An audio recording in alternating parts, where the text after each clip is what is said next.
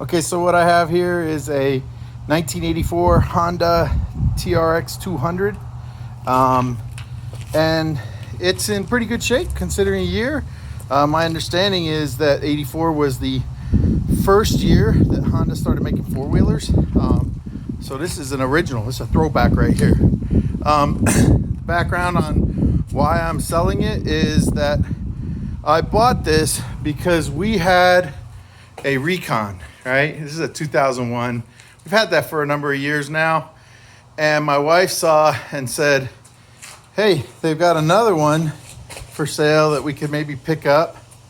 And so we went over and looked at it, thought it was in pretty good shape, knew that it had a couple little issues, which it still has, and we bought it. And then, we just barely got the title in the mail, and we haven't had any time really to do much work on it at all, when my wife found another TRX or another Recon. And it's the same year. It's the exact same year as the one that we have. So it's a twin to that one. So she said, oh man, I wish we had that one instead. So next thing you know, now we're trying to sell this one, see if we can pick up money to buy the other. Well, to pay for the other one. So basically, I expect I'll probably lose a little bit of money on it, but hopefully, not too bad. And let me tell you about it. So when we bought it, there was a couple of things. The first thing was it didn't have a key, and it had a switch instead, an ignition switch.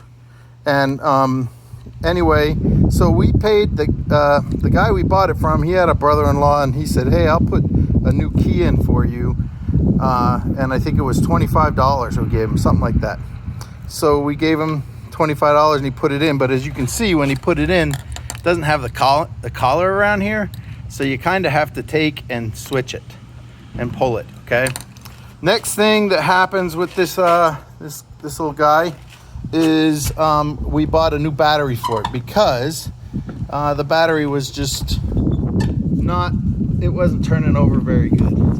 It would barely turn, and I wanted it to turn. Okay, hold on a second. Just pulling this off. Let me just lift that off. This needs to go straight up. It's not a big deal. Okay, so anyway, so there's a new battery that just went in. Literally, it's maybe not even a week old. And then over here, we took this to the guy who sold it to his brother-in-law, and that guy put the key switch in, and then he said, hey, I can rebuild your carburetor for you, because here was what the issue was. The guy says, basically, he drives it for a while, and then after a little while of driving it, it just dies, right? So he said, well, I can kind of fix that for you. He rebuilt the carb, but that didn't really solve the problem. And what he did when I went out there, he told me, look, there's a part here that costs like $5 that holds your ignition cable in place, and so it doesn't slide. He says, I have to order that for you. So I got to pay. He said it was $5, so I'm expecting I have to pay him the $5. But I'm not going to get that work done anymore. I don't know if that's all that's wrong with it. I've been Googling, and I'll just tell you, looks like there could be all kinds of problems with it.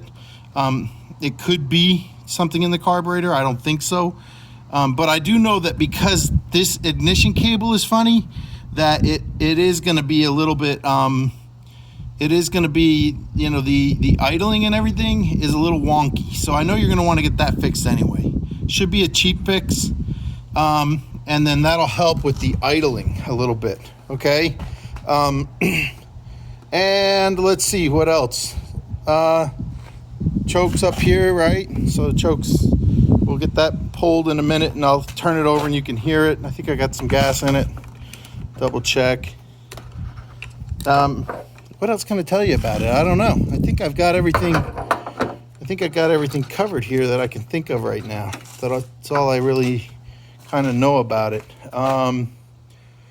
So let me see if I can get it start right up, hopefully. I'll set that there for a second. Pull the choke. Make sure the key's in the start position. Make sure your switch is on run. Get ready. Oh, I know, the other thing was this brake right here. Sorry, just remembered now. This brake right here doesn't work at all. Look, it's broken here. And I don't know, I think there's probably supposed to be a cable hooked up here and it's not even hooked up, but I don't even know. So there's no brake on the right side. Obviously you have that emergency pedal brake right there. The left side brake works fine. I'm gonna try to hopefully take this on a little bit of a drive so you can see. It's gonna be hard because it's just me driving. And you know what I'm gonna do? I'm gonna cover the seat back up too before I press start here real quick. So get that lined up and then just drop on. Okay. All right, so let's go ahead and start it up.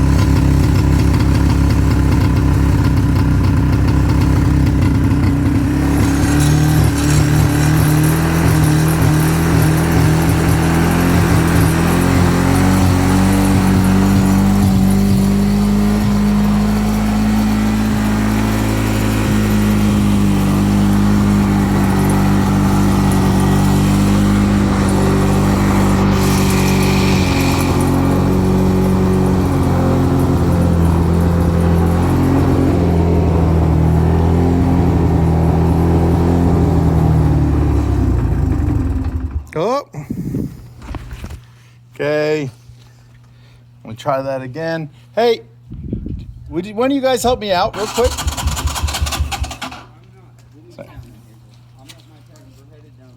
All right, sorry. Just aim this at me. I'm just gonna get it started real quick, and then it's already recording. So just.